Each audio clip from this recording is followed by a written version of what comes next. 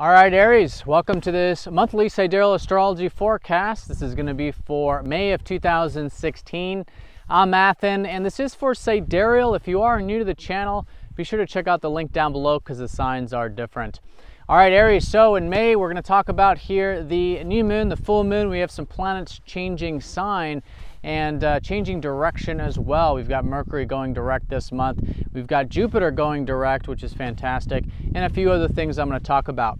So I'm not going to get into the specifics of the aspects. There's a lot of aspects in an entire month. So for that, do check out your weeklies where I go into the specific details of these weeks.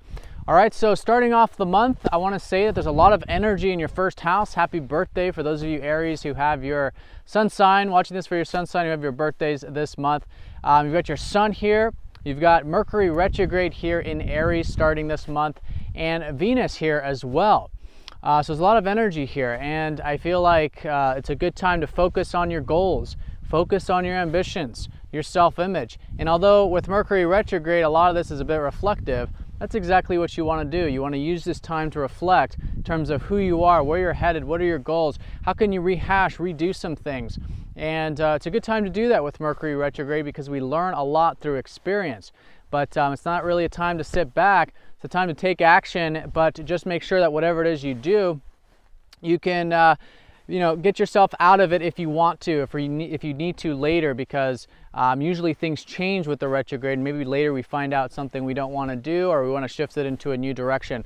So you want to be very malleable this first half of the month until Mercury goes direct on the 22nd. And it takes some time to get some momentum. So kind of treating this month as a bit of a reflection, I think, but taking action nonetheless. Now your ruler Mars is also retrograde, so you guys may be feeling that reflection, in fact, this month, and that's going to span the entire month. And that's going to be a Mars in Scorpio retrograde, going back into Libra on the 21st.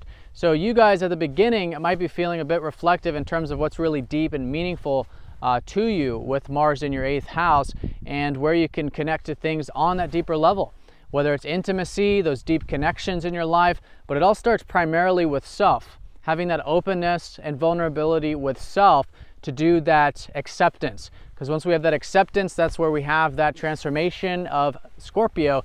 It becomes very deep and very powerful. So it's good to seek the truth. It's good to understand and kind of reflect on who you are, where you're headed, etc. And use this time to kind of dive deep to figure out what some of these things are that are meaningful to you in life.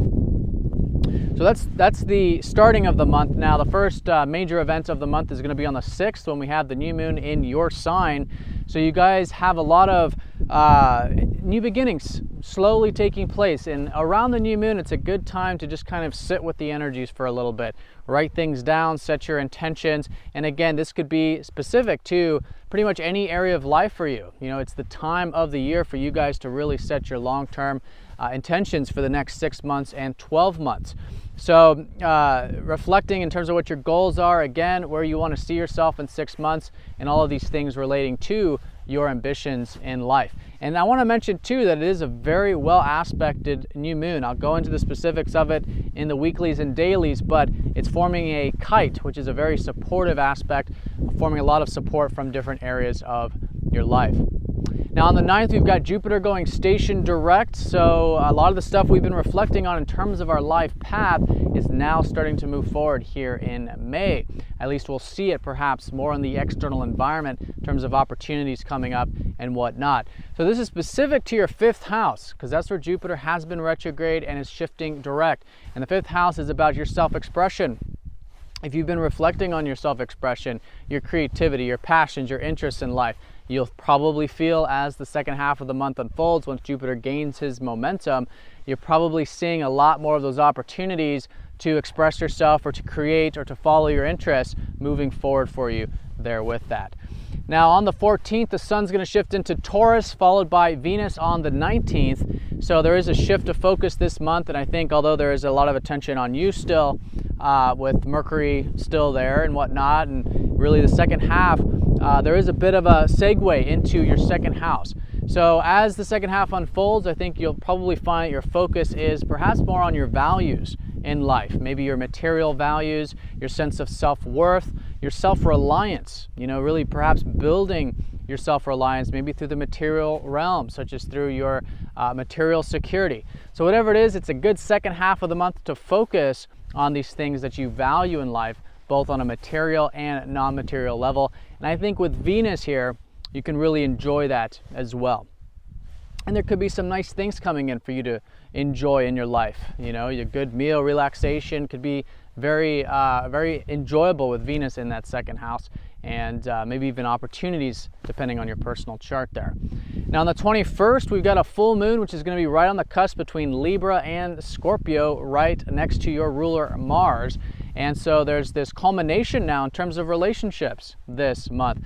And if you've been involved with anything specifically over the past 6 months involving relationships or deep connections in life or intimacy or transformation or spirituality, this is all coming to its midway checkpoint of the full moon here. So there's a lot of awareness coming in the second half about this. It could be a culmination of either of those areas or both, more than likely. And with that awareness, again, you might have that momentum, you might have that drive with Mars there. Now again, he's retrograde, so it's good to kind of take that malleable approach, try different things in the process, but Mars is there, so there could be that inspiration and drive and whatnot. And again, it's good to implement these things moving forward. Now, speaking of moving forward, on the 22nd, Mercury is going to go direct. So at the end of the month here, a lot of the stuff that you have been reflecting on in terms of your goals, who you are, your self-image, is going to start to move forward. All right, so it's a good time to start implementing that. Take what you learned over these past roughly 3 weeks during this month, basically, and start to apply that going into June.